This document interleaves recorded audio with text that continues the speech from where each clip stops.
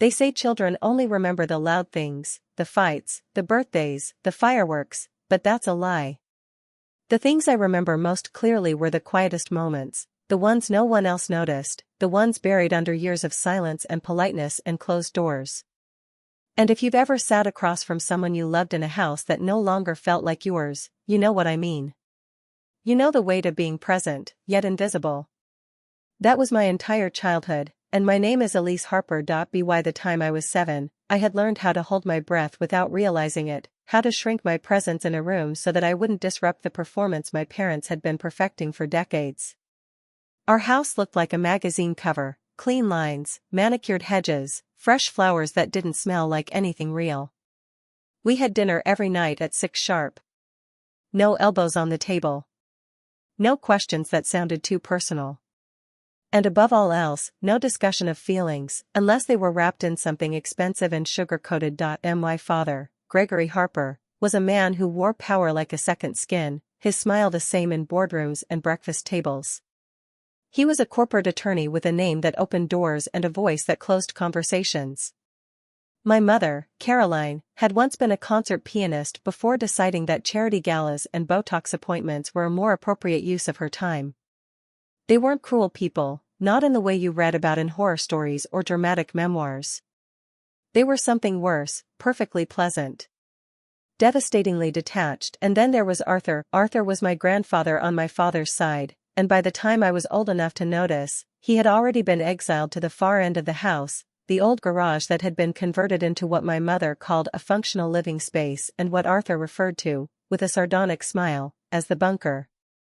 He was a World War II veteran, a carpenter, a man of few words but long silences, and the only person in that house who treated me like I mattered even when no one was watching. I can still see the first time I wandered into his space on my own.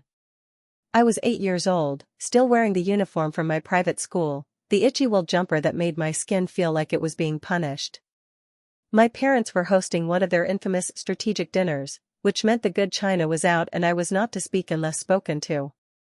I slipped away during dessert, barefoot, unnoticed, drawn by the faint smell of tobacco and wood polish. Arthur's space was nothing like the rest of the house. The lighting was soft, warm, a little dim in the corners, like secrets lived there. There were old photographs on the wall, black and white memories of people who had probably lived full lives before I was born. And there was Arthur, sitting in a creaky wooden chair, sanding down a chess piece like it was a relic from some ancient world. He didn't scold me for sneaking away. He didn't tell me to go back upstairs. He simply looked up, one eyebrow raised, and said, "You any good at keeping secrets?" I nodded without thinking. It was the first honest question anyone had asked me all day. That night, he taught me the names of the chess pieces, not like they were parts of a game, but like they were people, each one with a role, a history, a purpose. He placed a knight in my hand and said, "This one always surprises people. Moves in ways no one expects. Like you, I think." From that day on, the garage became my sanctuary. Every Saturday morning, I would sneak down before anyone else woke up. I'd bring him black coffee in the thermos he left by the back door, and in return, he'd teach me strategy. Not just chess, but life. "People think power comes from talking louder," he once said, moving a bishop across the board with the care of a surgeon. "But the real players know how to watch. How to wait. How to see the move before it's made." When I turned 12, my parents threw a dinner party for the new headmaster of my brother Nathan's school. Nathan was already everything they wanted, a star soccer player, straight-A student, future Ivy Leaguer with a handshake like a CEO. I had been instructed to wear the lavender dress with the pearls, to keep my hair back, and most importantly, to smile, even when I had nothing to smile about. The table was set with gold-rimmed plates and crystal glasses I wasn't allowed to touch. My mother's voice rang out in musical tones as she recited compliments and clinked her wine glass with effortless grace. My father laughed too loudly at jokes that weren't funny. I felt like I was in a play where everyone had memorized their lines except me. So I left. I slipped through the side hallway, past the grandfather clock that had never worked, and down to the garage. I found Arthur where he always was, elbows deep in some project no one had asked him to do. That night, he was polishing an old photograph of a woman I had seen 1,000 times but never really asked about. He didn't turn when I entered. Just said, "Ruth would have hated that dinner." I walked closer and peered over his shoulder. The woman in the photo wore a simple summer dress, her smile full of life, her eyes not unlike mine. "Your grandmother," he said softly. "The only woman I ever met who could outwit a colonel and make it look like a compliment." "She's beautiful," I said, and meant it. Arthur nodded, still polishing. "She told me once, never marry the person your family approves of. Marry the one your soul doesn't have to lie to." Took me 2 near engagements and 1 dishonorable discharge to figure out what she meant. I sat down on the stool beside him, careful not to bump anything. "Do you think that's why Mom and Dad don't talk to you much? Because you didn't do what they wanted?" He looked at me for a long moment, his eyes narrowed but not unkind. "No, Elise. They don't talk to me because I remember who they used to be. And that scares them more than anything else." That night, we played a slow game of chess under the buzz of a single hanging bulb. I lost, but barely. And when I stood to go back upstairs, he touched my wrist and said, "Don't let them shrink you, Elise. You've got more spine than all of them combined. You just don't know it yet." Those words followed me for years, echoing louder every time I felt small, dismissed, or irrelevant. I carried them like armor through birthday parties where no one asked what I wanted, through piano lessons I hated but endured for my mother's approval, through years of being compared to a brother who never looked up from his phone when I walked into the room. Arthur became my mirror, the only person who reflected back the version of myself that felt real, that felt like possibility instead of obligation. And even though my parents called him stubborn, difficult, even senile in moments they didn't know I could hear, I knew better. He was the only one who never asked me to perform. He died on a Thursday afternoon when I was 16. A quiet passing in his sleep, just like he always said he wanted. They buried him with military honors, a folded flag, and a 10-minute eulogy that barely scratched the surface of who he was. My father didn't cry. My mother said it was for the best. I wore black, not out of respect, but because it matched the rage I couldn't name. After the service, I went to the garage one last time. The chair was empty, the chessboard untouched, the photograph of Ruth still polished to a shine. I sat there for hours, listening to the silence he'd left behind. And when I finally stood, I made another promise, this time out loud. I'll never forget who I am. No matter how much they try to bury it. There comes a moment in every woman's life when she realizes she's no longer obligated to accept the conditions of her upbringing. For some, that moment is gradual, a slow erosion of old loyalties, invisible until one day they look around and realize they no longer recognize the rooms they used to feel safe in. For others, it arrives like a blade in the dark, sudden and merciless, severing the past from the future in one clean, irreversible stroke. For me, it came on a Tuesday morning in June, when I stood at the edge of a hospital room, watching a man I loved more than any other, my grandfather, Arthur, stare out a window with eyes that looked empty for the first time in my life. He had suffered a stroke that night, alone, in the nursing home my family forced him into while I was away on a work trip in Chicago. I hadn't even unpacked when I received the call. I drove straight there in silence, my fingers white around the steering wheel, every nerve in my body vibrating with guilt I couldn't name and fury I didn't know how to control. The woman at the front desk had recognized me immediately.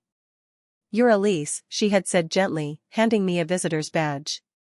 "He talks about you more than anyone else."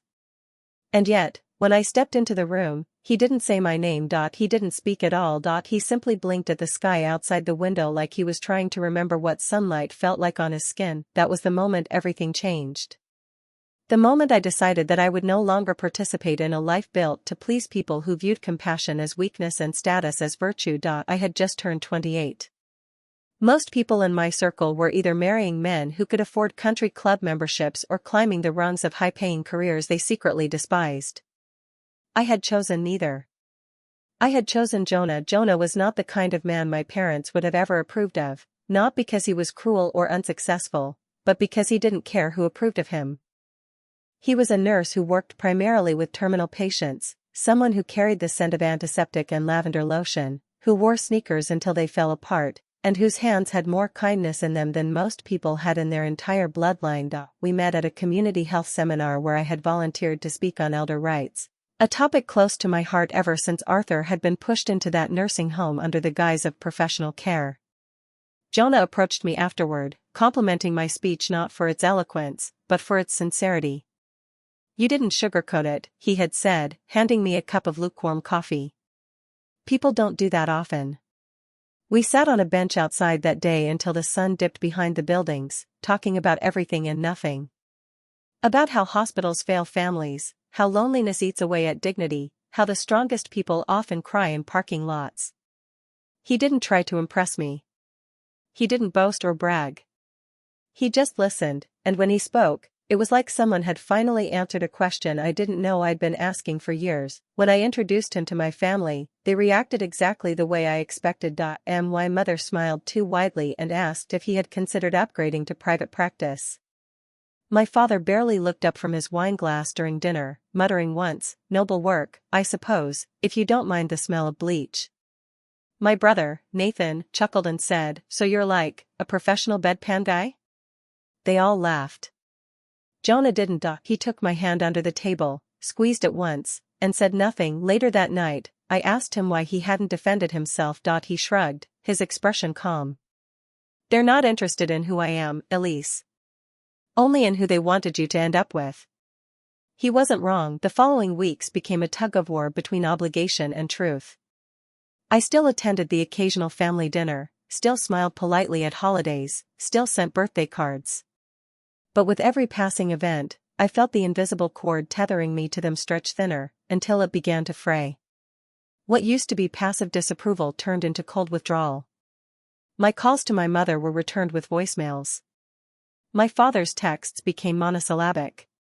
Cousins who once liked every one of my photos online now left them unread. It didn't matter, because while their absence became louder, Jonah's presence became the quiet, steady rhythm of my days. He taught me how to slow down without apologizing, how to laugh without worrying who was watching. He read to patients who couldn't see anymore and held the hands of men dying without family. He memorized Arthur's favorite stories, even when Arthur couldn't remember the endings himself. When Arthur's condition stabilized, I made a decision that infuriated my family beyond repair. I brought him home, not to my parents' estate or some rehabilitative care facility, but to our small, two-bedroom apartment with chipped tile and a balcony that overlooked a bus stop and a taco truck. I cleared the guest room, bought equipment, and set up schedules. Jonah helped with every detail. My family didn't offer help. They offered judgment. "You're making a mistake," my mother hissed over the phone.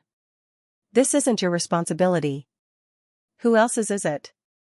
I snapped back. "He wouldn't want to be a burden." "Then maybe you shouldn't have made him feel like one." That was the last conversation we had for nearly 6 months, and during those 6 months, something extraordinary happened. Jonah proposed. It wasn't over candlelight or during some choreographed vacation. It was a Tuesday night, the same day Arthur had a bad fall that nearly sent him back to the ER. We had been up all night with him, monitoring his breathing, whispering comfort into his fevered dreams. When Arthur finally drifted into shallow sleep, Jonah looked at me with eyes bloodshot from exhaustion and said, "I want to do this forever. With you. Through all of it." I said yes before he could even finish the sentence. We decided not to wait. Arthur's health was declining again, and we both knew that waiting for the perfect time would only mean risking him not being there. So, we planned something unorthodox. Something that made my parents absolutely lose what was left of their fragile composure. We were getting married at the nursing home, not a ballroom. Not a vineyard. Not the overpriced venue my mother had suggested in a desperate email after hearing about the engagement through my aunt.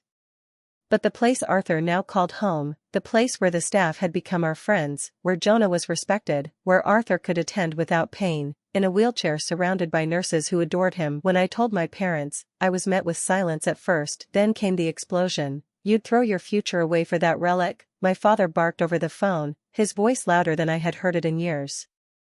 "You're an embarrassment to us." In the background, I heard my mother murmuring, trying to calm him. Then came the snide laughter of cousins I hadn't spoken to since high school. Apparently, they had been conferenced in for the ambush, "You really think you're going to make something of yourself with this Florence Nightingale fantasy?" one of them said with a smirk I could hear through the phone. I hung up. No yelling. No fighting. Just a quiet, final severance of the last frayed thread between us. 2 days before the wedding, I sat in the nursing home garden, my gown wrinkled in my lap, my eyes swollen from lack of sleep. I had just come from a consultation where the doctor told me Arthur's condition was terminal. Weeks, maybe. Days, possibly. He would make the ceremony. But not much more after that. Doubt crept in like smoke under a locked door. Had I made a mistake? Had I traded everything, career prospects, family connections, financial security, for a love that came with so much weight? I buried my face in my hands and cried harder than I had in years. That's when I heard the shuffle of wheels behind me. Arthur's voice was rasped and weak, but clear. This is love, child. Anyone who doesn't see that, is blind." I turned, tears streaming, and saw him in his chair, propped up with pillows, a blanket across his lap. Jonah stood behind him, one hand on the wheelchair, the other holding my shoes. "You're not alone," Jonah said simply. Arthur coughed, then smiled. "And if I could stand, I'd walk you down that aisle myself." I laughed through the tears. "You still might." And he did. 2 nurses flanked him. Jonah held my arm. And Arthur, proud and trembling, held my hand. We walked, slowly, painfully, beautifully, down the path of a small, makeshift garden aisle lined with folding chairs and paper flowers the nursing staff had made during their breakroom hours. There was no orchestra, no $1,000 centerpiece, no catered dinner, just us. Just love. And when I said my vows, I didn't look at the empty chairs where my family should have been. I looked at Arthur. At Jonah. At the people who chose me, who stood by me, who knew my worth without needing to be convinced. There are moments in your life where silence becomes so thick, it's not just a lack of sound, it's a presence. A weight. A haunting. And on the morning of my wedding, that silence wrapped itself around me like a second veil, stitched from every unanswered call, every empty seat, every parent who refused to be a parent when it mattered most. The courtyard was beautiful in a way no magazine would have dared to feature. It wasn't grand or symmetrical or perfectly curated. It was real. It smelled like fresh grass and wildflowers, like baking bread from the kitchen and antiseptic from the halls just inside. It was decorated with strands of handmade paper cranes folded by the residents, every corner held down with stones or paperweights or mugs someone had smuggled out from their rooms. There were mismatched chairs borrowed from offices and break rooms, and even one wheelchair turned backward with a ribbon tied around the handles to resemble a throne. And still, there was that silence. The rows on the right, which should have been filled with my blood, my name, my history, sat empty. 15 white chairs in a neat line, ghostly in the sun, untouched. No father. No mother. No brother. No cousins. Just a line of absence that grinned at me like a scar carved into the ceremony. Jonah's co-workers arrived first, dressed simply, holding little gifts in reused tissue paper.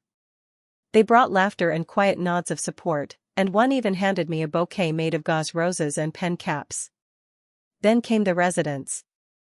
Not all were able to come, of course, some were too frail, others too confused, but the ones who did rolled out in wheelchairs and walkers and lawn chairs with armrests too cracked to fold. They applauded when Jonah brought out the sheet cake. They cried when they saw Arthur wearing a boutonniere I had made from ribbon and a broken clip. I waited behind a thin cloth curtain hung across the garden shed door, holding my breath as the ceremony began. I listened to the rustle of the wind and the humming sound of someone adjusting a speaker that refused to work properly. Jonah stood under a canopy of string lights someone had stapled into the awning the night before, wringing his hands in nervous loops, nodding at the officiant, who was a social worker named Marla with a voice like a cello. When it was time, Jonah's friend Owen, a lanky tech with a permanent grease stain on his scrub top, came to get me. "You ready?" he whispered, trying not to wrinkle the hem of my dress as he helped move Arthur's chair forward. I nodded. My throat ached. We moved slowly. Arthur's chair creaked in protest. My dress brushed the tops of the wildflowers planted in soda cans along the aisle. The music, pre-recorded violin from a Bluetooth speaker, cut in and out, but no one noticed. Everyone was watching us. Every step toward Jonah was a heartbeat. Every roll of Arthur's wheels was a reminder of everything we'd fought for, everything we'd lost. When we reached the front, Arthur reached for my hand, squeezing it once, then twice, then let go. I turned toward Jonah, who looked at me like he was seeing sunlight for the first time in a week, and everything else, the missing, the silence, the pain, faded just enough to breathe. Marla began the ceremony with a voice clear and steady. We are gathered here today not in a cathedral, not in a ballroom, but in a garden. A place where life grows, even among ruins. A place where love blooms, even when surrounded by loss. Her words were meant to comfort, but I felt them digging deep. Because the truth is, I hadn't let myself cry. Not through the planning. Not through the rejections. Not when I received the email from my mother with a single sentence, "We won't be attending. Please don't contact us again." Not when I saw the RSVP line on the wedding site stay blank for every Harper named. I hadn't let myself feel it. Not really until now. Jonah reached for my hands. They trembled in his. We began our vows, reading from pages we'd written on nights when we were too exhausted to speak but too in love not to try. "I promise to fight for the life we want," Jonah said, voice thick but unshaking. "Even when it's hard. Especially when it's hard. Because love, real love, is worth losing everything else for." I opened my mouth to begin mine. My hands clutched the page, and then I looked out at the empty chairs. 15 of them. 15 echoing reminders that I had been abandoned for choosing love over legacy, truth over reputation, kindness over pedigree. My voice cracked. I stopped. Jonah looked at me, concern etched in the furrow of his brow. The guests shifted slightly. I heard one of the residents sniffle and whisper, "Oh no, poor dear." And then, Arthur moved. It was subtle at first. Just a hand raised. Then he leaned forward in his chair and held it out, palm up, the universal symbol of pause. "Stop," he said hoarsely. Marla turned, surprised. Jonah stepped forward. But Arthur waved them both back. "I have something to say," he continued, voice trembling but louder now. "And I'm going to say it standing." A gasp went through the crowd. A nurse moved forward, alarmed. Jonah caught Arthur's eyes. They held each other's gaze for a long, tense moment and then, together, they moved. Jonah stepped behind the chair. Placed his hands on Arthur's arms. Braced his knees. Counted softly 1, 2, 3. And like a soldier summoned by memory, Arthur rose slowly. Painfully. Dignity shaking in his frame, but alive in his spine. The courtyard went silent. You could hear the wind, you could hear the breath of those who remembered what standing had once meant to him. He turned toward the guests, toward me, and then toward the 15 empty chairs. "You think you know shame," he said, the words jagged and cracked but sharp as glass. "You think that sitting alone on your wedding day, staring at the spaces where your family should be, is shameful. You think being loved by people who weren't born to love you is shameful. But I'll tell you what shame really is." He took a step. Jonah steadied him. "Shame is abandoning love for pride. Shame is letting fear dictate what your heart already knows. Shame is dressing up cowardice and calling it legacy." His eyes met mine. Then he turned to the crowd. "You all know me as Arthur Harper. Grandfather. Veteran. Old man with a wheelchair and a chessboard. But what you don't know, what she doesn't even know, is what I gave up to become the man they all decided to forget." I felt the earth stop. He hadn't told this story before. Not even to me. Arthur's jaw clenched. He took another step. "When I was 19, I fell in love with a man. A mechanic named Joseph. We met in a rail yard. He smelled like engine oil and smoked these terrible hand-rolled cigarettes. He taught me how to fix a carburetor and dance in the dark. He made me feel safe in a world where men like me weren't allowed to exist." A stunned silence fell like a curtain. "I left him," Arthur said, voice cracking. "Because my father told me to. Because the world told me to. Because I was afraid. And I married Ruth, God rest her, and I loved her as much as I could, but a part of me died when I said goodbye to him." He turned to look at the empty chairs again. "Your father doesn't know that story. Because I never told him. Because I was ashamed. I let fear chain me to silence. And that silence built a family that values appearance over truth, control over connection, tradition over tenderness. That was my shame. And it became his shame." He looked at me again. "But it will not be yours. I took a step forward. Jonah followed. Arthur held my gaze and nodded once. You've done what I never had the strength to do. You chose love. You chose to build something beautiful, not because it would be admired, but because it would be real. That is what matters. That is what survives. He reached out, hand shaking. I placed mine in his. And I'm proud of you, he whispered. The guests applauded softly. Some wept openly. Jonah placed a hand on my back. Marla cleared her throat, blinking rapidly. Arthur sat down slowly. His breath was ragged, his hands trembling. But the weight in the air had shifted. The ghosts in those empty chairs had been seen and dismissed. I turned back to Jonah and I spoke my vows not with trembling fear, but with a steady, broken, blazing heart. The garden didn't breathe again until Arthur was back in his chair. Even the birds, which had chirped like background singers only minutes earlier, seemed to pause in reverence as the oldest man in the room collapsed into his seat, his limbs trembling from effort, his breath shallow but victorious. Around us, no one moved for several seconds, not the nurses who had rushed forward instinctively, not Jonah who stood motionless behind me, and not the residents who had spent years watching families come and go with more indifference than affection. It wasn't until the wind picked up slightly, rustling through the string lights above our heads, fluttering the paper cranes suspended from the branches, that someone finally moved. One of Jonah's co-workers wiped her cheek with the sleeve of her cardigan, unable to hide the tears anymore. Arthur's eyes stayed locked on mine, as if the entire crowd had vanished and all that remained was the unspoken question between us: had I hurt him? Had I truly understood what he had confessed, what he had carried, what he had allowed to rot inside him for so long it became part of his breath, his silence, his sorrow? Yes, I had hurt him. I crouched beside his wheelchair, ignoring the pull of the dress at my knees, ignoring the way my heart felt like it was breaking in 10 different directions. I looked into his eyes, the same eyes that had once watched me stumble through my first chess game, the same eyes that read bedtime stories while the rest of the house pretended I wasn't awake. The same eyes that had taught me what love sounded like when it wasn't seeking approval, and I kissed his forehead. You broke the cycle, Granddad, I said quietly, though the room was still hushed enough that everyone heard me. Today proves it. His lips trembled into something close to a smile. His eyelids fluttered. Jonah placed his hand on my back. The rest of the ceremony happened, though I remember none of it clearly. I said my vows through a blur of grief and gratitude. Jonah slipped the ring onto my finger with a look that promised every storm was worth surviving. Marla pronounced us married, her voice unsteady but resilient. The applause came gently, more like a lullaby than a celebration, like people had been too deeply touched to return to casual festivity later, as guests began drifting toward the courtyard tables, where cupcakes and lemonade had been set out in mismatched trays. I pulled a chair beside Arthur's. He was watching the sky again. I knew that look. He wasn't just looking at the clouds.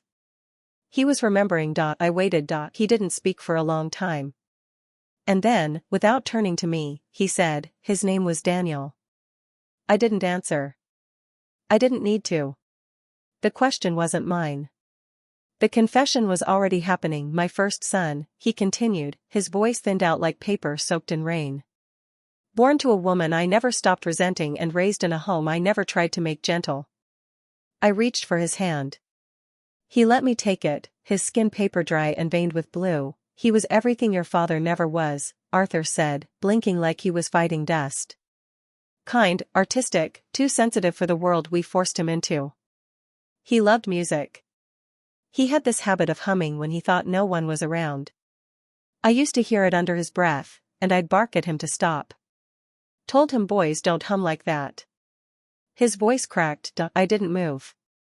I didn't interrupt. He came to me when he was 19. Told me he'd fallen in love with a boy named Caleb. Said they were going to move to Chicago, open a bookstore together. Said he wanted to tell me before he left. He paused. The paper cranes fluttered again. I told him to leave that night. I told him never to come back. I told him he was dead to me. The wind picked up again. But no one said a word. Arthur wiped at his eye, his hand trembling. I told myself it was righteous, he said, almost spitting the word. I told myself I was preserving our name. That I was protecting him from a world that wouldn't accept him. But the truth is, I wasn't protecting anyone. I was afraid. I was weak. I was a coward, Elise. Tears slid down my cheeks, but I kept them quiet. He died 10 years later, Arthur whispered. AIDS. Alone. I got a letter from a nurse at the hospice. Said he talked about me every day. Said he still loved me. Even at the end. And all I could think was, I never told him I was sorry. He turned to me fully then. His eyes were bloodshot and damp. I couldn't fix it. I couldn't undo what I did to him. But when you were born, something changed. Something cracked. You had his eyes, Elise. Not your father's. Daniel's. And I swore I would never let shame destroy another person I loved. He took a shaky breath. I loved you because I couldn't love him the way I should have. And that's not fair to you. But it's the truth. I leaned in and kissed his hand. I'm glad you told me, I said, voice firm despite the ache. I'm honored to know him, even just through you. He closed his eyes and let out a breath that sounded like surrender. When I turned around, I realized something I hadn't expected. People were still listening, not eavesdropping. Not intruding. But bearing witness. The guests who remained, Jonah's co-workers, the residents, the staff, stood near enough to hear and far enough to respect the space. Many were crying openly. Marla had a tissue crumpled in her hand. Owen looked like he'd just been hit in the chest with a revelation too big to carry. Even the cook from the kitchen, a gruff woman named Belinda who hadn't spoken to me beyond chicken or fish the entire week, stood in the doorway with her arms crossed, tears shining on her cheeks. Jonah stepped beside me, wrapped his arm around my waist, and then, without prompt or pretense, one of the residents, a woman named Doris with white curls and a laugh like shattered glass, began to clap. It wasn't loud. It wasn't fast, but it was deliberate. One clap. Then another. Then a third. Then Jonah's hand joined hers, then Marla's, and then it spread, gentle, steady applause that had nothing to do with a wedding and everything to do with truth finally being spoken out loud. Arthur looked at me, confused. They're clapping for you, I whispered. He frowned. I don't deserve applause. You don't, I said. You deserve something better. You deserve to be forgiven. He nodded once. Then his shoulders slumped, like something heavy had finally rolled off his chest after 40 years. The rest of the afternoon blurred. There was laughter. There was dancing, mostly with residents who hadn't walked unassisted in years. Jonah and I cut the sheet cake, which was too dry but perfect anyway. Someone played music from a Bluetooth speaker that finally cooperated. Belinda brought out cookies she swore she hadn't baked but clearly had. And for the first time in my entire life, I was part of a family not formed by blood, but by choice. That night, after everyone left and the lights had been unplugged, I sat on the bed beside Arthur's cot. He was sleeping. Peaceful, and I knew, deep down, he might not wake again. But if that had been his last day on earth, he'd gone out standing, and more importantly, he'd gone out seen. Grief doesn't always announce itself like thunder. Sometimes it arrives as a shadow in your doorway, quiet and unmoving, waiting for you to notice that the temperature of your life has dropped just enough to make you shiver. Sometimes, it doesn't strike in the moment they die, but in the seconds you forget they're gone. For weeks after the wedding, Arthur lingered. He didn't pass in the dramatic way we often imagine when we try to dress death up in poetry. There was no gasping final breath, no last-second confession, no dramatic last look. He simply slipped away one morning before sunrise, alone in his room, the air filled with lavender oil and the quiet hum of Jonah's oxygen concentrator in the corner. He was already cold when I found him. His hand, the same one that had taught me to move a rook with purpose and a queen with fury, was folded calmly across his chest. His face was peaceful, his jaw slack, his eyes closed as if finally, after a lifetime of shame, confession, and forgiveness, he had been allowed to sleep without guilt. Curling up beside him, the staff gathered around him before the coroner arrived. Some whispered prayers. Others brought flowers. One nurse placed a miniature chess piece on the nightstand, a white knight, and said nothing at all. His death made the local news, not because he was famous. Not because he had donated millions or built a foundation. But because someone had recorded his speech at the wedding. A nursing assistant named Cam had uploaded the clip online with the caption, "He stood to break the chain. We should all listen." It went viral in the slow way real things go viral. Not overnight. Not explosively. But gradually, like a song passed from friend to friend, each one recognizing something in it that reminded them of someone they lost, someone they failed, someone they could still save. Within days, my inbox was filled with messages, some from strangers, thousands of them, offering stories, apologies, and memories. Messages from granddaughters and sons and wives and neighbors. Messages from people who had loved quietly and paid the price, and people who had judged loudly and never got the chance to say sorry. But then, the other messages came, the ones with familiar last names, the ones with blood, the ones who had left their chairs empty at my wedding and their love conditional at the door. It started with a cousin. Emily. We hadn't spoken in 5 years. Her message was short, I didn't know. I'm sorry. Then Nathan, yes, Nathan. My brother, who once told Jonah he was a bedpan technician with a chuckle in his voice. His message was longer. Elise. I watched the clip. I've been thinking about it all night. Dad is furious. He says Arthur betrayed the family. But all I can think is, you're right. You were always right. I just didn't have the guts to say it out loud. Can we talk? Then my mother, her message didn't come through email or voicemail or text. It came through a handwritten letter, delivered 2 weeks after Arthur's funeral. The envelope had our family crest embossed on the corner, something she insisted on keeping even after the rest of us stopped pretending it meant anything. Inside was a folded piece of stationery. Her handwriting was the same it had always been. Flawless. Composed. Like even her regrets were supposed to be legible. I saw the video. I cried. I never expected that. I thought I was too angry to cry. But I cried. Not just for him. For you. For me. For everything I let myself believe that turned out to be so empty. There was no apology, just emotion. Dressed up in old lace, Jonah watched me read the letter on our back porch. He was feeding the dog, the one we'd adopted just a week after Arthur passed. Her name was Lulu. She was 15, half-blind, and limped on rainy days.